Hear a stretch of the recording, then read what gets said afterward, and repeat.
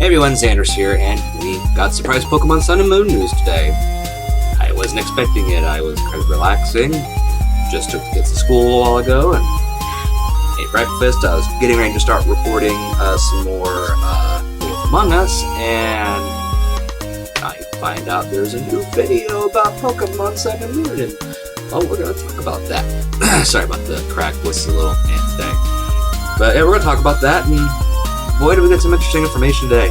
Alright, so first of all, let's talk about the brand new Pokemon that were announced today that are coming to Sun and Moon. First up, we have Type Null. And Type Null is a normal type Pokemon, and it is the synthetic Pokemon, and wow, this thing is a bit confusing looking, isn't it? Yeah, the normal typing kind of throws me up because I look at this thing and it's just, I see things like Bug and Steel, water and everything. It's so odd as far as designs go. I mean, it's unique and it stands out, and it being a human-made Pokemon kind of explains why it looks like this. It's an amalgamation. If you actually go to the website for Pokemon Sun and Moon on the main page for Pokemon, it actually says that to complete a certain mission, there was a need of a Pokemon powerful enough to rival those Pokemon often spoken of in mythology. And it also says the shapes of its front and hind legs are clearly different, which they are.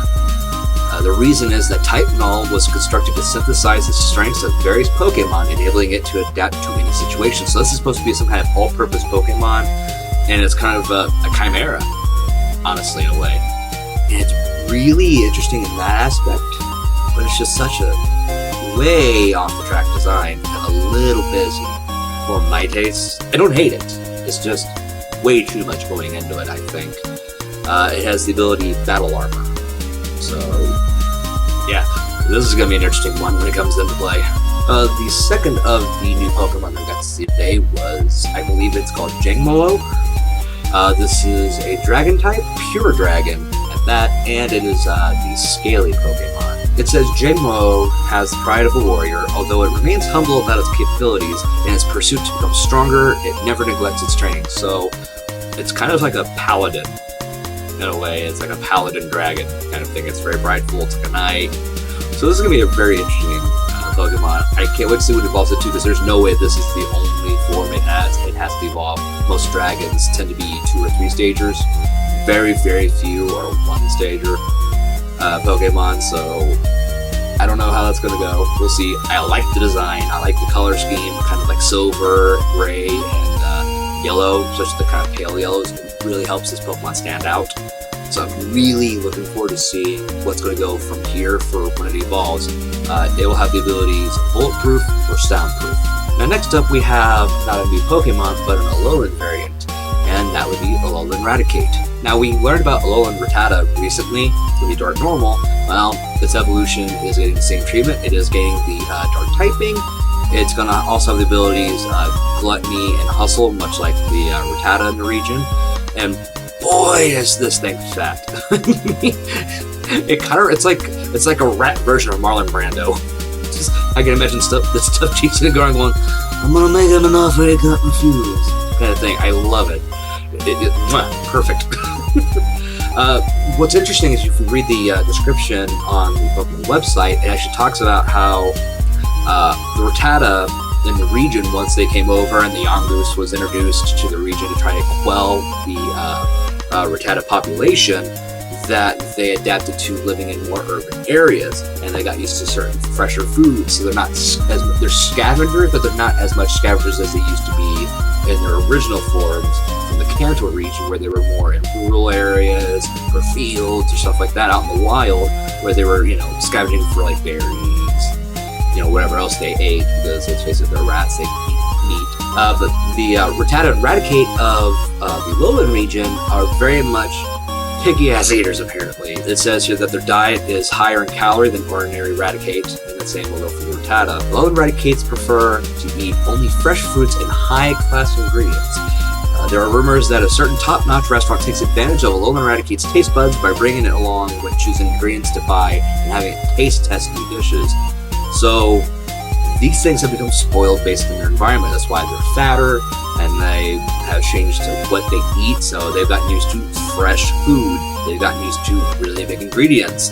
So it's a really interesting concept, and the way that's showing this adaptation concept of going to a new environment, and they're really adapting, not just in what, how they look, but what they eat, so their diet changed too. And it's nice to see this real world, fact being applied into games on how animals can adjust to their environments this way. And it's not something we've really had too much of an experience with in Pokemon over the years, where it's always been like kind of 1 foot in reality and 1 foot really firmly in the fantasy aspect of Pokemon. It's getting a little bit more of a firmer stance and actual scientific knowledge. So I appreciate this. I really do. I just can't look at this thing without kind of laughing. I was already making fun of Alola and Rattata because it has like a snidely whiplash mustache now. But it's just so interestingly funny. I love it. Now, one of the other things we learned about the games is we have another group of people involved that are kind of the countermeasure to Team Scald, and they are the Aether Foundation. And basically they work on taking care of Pokemon that are being used and abused, and they're also doing research on Pokemon, and they have a little private man-made island, which is that little island in the middle of the Alolan region that we keep seeing, that little white thing right somewhere in the picture that I'm showing on screen. Right dead center. That's them. They're led by Lucamine, who is the Foundation's president. They also have Faba, which is the branch chief, and I guess his sunglasses, which are green, are her signature accessory, which, whatever. Then you have Wick, I believe her name is, the assistant branch chief, and she's a very cool, kind of caring personality type, which is always good. So I guess she's kind of like the motherly figure or the lovable aunt. I don't know how to describe it. Then you have your employees. So not grunts, they're employees. And I guess it says their uniforms appear different depending on which division they belong to. So that's kind of interesting. I wonder if this is something that's going to actually start spanning games beyond this. Now, another thing we learned about today was a little bit more information on the Zygarde cells and cores and how we want to collect those. In fact, we're going to do this based on a little item we get from some familiar faces from Pokemon X and Y, Dexio and Cena. Those were the assistants to Professor Sycamore in the Kalos region, so we're seeing some other characters showing up from those past games, and, well, they're coming to Gen 7. They look like they've grown a little bit, or it just might be the redesigned sprite models that they're using now, a little more realistic ones. Maybe they were always that kind of tall or that, a little bit older, but I don't know. But they give you this case that you go around actually catching Zygarde cells netted. I'll try to show some of the images that came out today on the screen here a little bit in succession. But you get what's called a Zygarde cube, and then you'll go around, and on the maps as you're walking around, you'll see these little sparkling lights as you're in the field, and you go up to them, you tap them, and then you absorb the cell, the core, and everything into it. Well, there you go. So it's going to be a collectathon. That'll be interesting. Another interesting little addition to the handheld Pokemon games is a kind of Pokemon Snap kind of mini game thing going on. Apparently, you can go around and you can take pictures of Pokemon out in the wild, in the environments. They actually showed in the video that you can take pictures of Pikachu. Like you're in a city, you go around this one area, and your Dex will let you know your very haunted Pokédex, and you can go up like this little wall had a crack in it, and you can take a picture of Pikachu just kind of standing there. Or you go out in the wild, and you're some like ruins or whatever it was. I'm not sure exactly what it is since there's no context really given. But there's a Dragonite flying around. You can go and take pictures of that.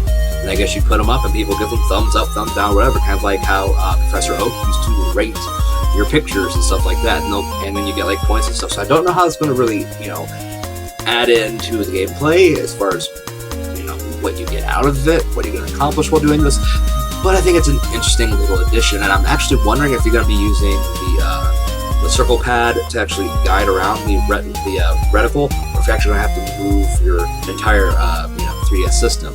So it's kind of exciting because I'm not sure how they're going to go about doing that. And maybe the information's out there and I just haven't seen it yet, but this is a really cool little addition, and I want more Pokemon Snap. I want to get a Snap game. And if this is the closest I'm getting, for now at least, I'll take it. I'll take it. It's cool. So another little bit of information we learned is the differences between Sun and Moon. For instance, Sun and Moon take place 12 hours apart, apparently. So one's going to take place, it has more to do with daytime, the one's got more to do with nighttime. So I guess no matter what you do as far as time frames, they're always going to be 12 hours apart. I'm not sure if that's how they're going to do it, or if it's like an eternal night thing and an eternal day thing in the regions. I'm not sure. I'm just kind of speculating right now, so we'll find out once the games actually kind of come out or when they actually get more information. But this is going to be, you know, kind of those things based around the legendaries in each game. Another thing that was described to us was there are actually going to be in-game differences between Sun and Moon, which we haven't seen in a little while. Usually it's just like the Pokemon are kind of different, but if you go to back to like Black and White, I think it's either Black and White 2 or the first ones, I'm not sure. But you had some, I think it was Black and White 2, but you had differences in the gym leaders you met, which I thought was fantastic. In this, you're getting different totem Pokemon for the same trials. So I think it's the Verdant Grove, or Verdant Cave, I think it was. You have, for Pokemon Sun, you have Gumshoe as the totem Pokemon, where in Moon, it's the Alola and Raticate. So you're going to have some different kind of variations in the battles, for like the totem battles and stuff like that, which is cool. So I wonder if that's going to be, each game is going to be the same thing, where they have different totem Pokemon, and have those kind of variants, and what other kind of changes are going to be unique to each game. So this is all speculation at this point, because I'm only able to go by screenshots and the information that's out on the main site in the video. So I don't want to go way too far, you know, out in the stratosphere on my speculations, because way too many people do that. But this is really throwing in some interesting ideas and possibilities, and it's really helping keep the excitement up for me for Sun and Moon, and the fact that this is a very experimental kind of generation for them. The last one was played really safe. There's some really cool concepts and introductions of the fairy type. So while the last generation had some interesting stuff, this new generation coming out is really going balls to the wall with just trying new things and new mechanics and all this other stuff, and I appreciate that, because there's been a lot of stagnation in the games over the years, where it's just like little changes over time, which is fine. This was just going, you know what, screw it, we're really shaking the formula, and it's really cool and interesting. And then they really added the new wrinkle, Ultra Beasts. I really have no idea what's going on here, and that's why I'm going to end on this. But in the Alola region, apparently there are rumors about mysterious creatures known as Ultra Beasts. I guess they're really, really powerful, and they could be a possible threat to humans and Pokemon. So I'm not really sure what this means. I know we can tell from the website that the Aether Foundation is studying these things, and they're getting code names from the Aether Foundation, and so there's more than one going around these Ultra Beasts, and we know of one right now at least, and that's UB01, so UB Ultra Beasts, and 01 is the first one, and that's the name it's given. It says that its body is composed of a glass-like substance, however it's constantly changing shapes, never settling on one. So it's malleable. In some way it says something about its movements resemble those of a young girl. Are they aliens? Are they Pokemon? Are they not? Are they legendaries? I mean, we don't know. We have no clue, because I'm looking at the website right now, on the actual Pokemon website. It has its own section under Ultra Beasts, and there's no type information, there's no information on weight, or anything like that. We know nothing outside of the designation name that's given to it by the Aether Foundation. It's a vague, very vague descriptions of it, and what I just read to you about its glass-like substance, as far as what it's made of, it's shape changing, and it has movements that resemble young girls, which is really weird, and there's no one knows whether it has a will of its own or any emotions, and I don't know what's going on here. So are we getting something that is just not Pokemon? I mean, we don't really get stuff like that in Pokemon. It's either human or Pokemon. That's usually like the two categories you have to go with when it comes to creatures. You know, and then this is just something not either, I guess. I don't know. I don't want to speculate too much on this, because I have nothing to go on, and I'm not. I mean, these could be extraterrestrial creatures. These could be very, very old creatures from the earliest points in history, or the history of the Pokemon world itself, that predates Pokemon even. though that would kind of go against, established lore with Arceus, so who knows.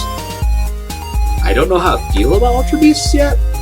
I'm willing to keep an open mind and kind of feel things out and see how things play out, because I have a lot of faith in this generation, because a lot of the stuff they're implementing and changes they're making and stuff they're introducing, I'm really behind. So they haven't, as far as I can tell, steered me wrong yet with their ideas and really kind of thinking outside the box. So I'm not gonna, naysay this. I'm not gonna be like uber excited about it, because I don't know how I necessarily feel about it, but I'm curious. And sometimes just getting people curious about your game is what you really need to do, and that helps you make a sale. And that's always a good thing. But I mean, these guys were getting my money anyways, so this is kind of just a weird icing on the cake kind of thing. So we'll see. So yeah, that's all the information we learned. I hope you enjoyed yourselves watching this video and listen to me discuss this. I tried to keep it as compact as possible. I didn't want to ramble forever, and this wasn't a planned video. It usually never is with Pokemon Sun and Moon news. So thanks for joining me. Don't forget to like, share, and subscribe if you enjoyed yourself, and also check me out on Twitter over there. And be sure to join me here soon for some more Wolf Among Us, which I will get back to actually bring here very, very shortly after I end this video. Yeah, until then, my name is Sandros, and I'll see you in the next one. Later.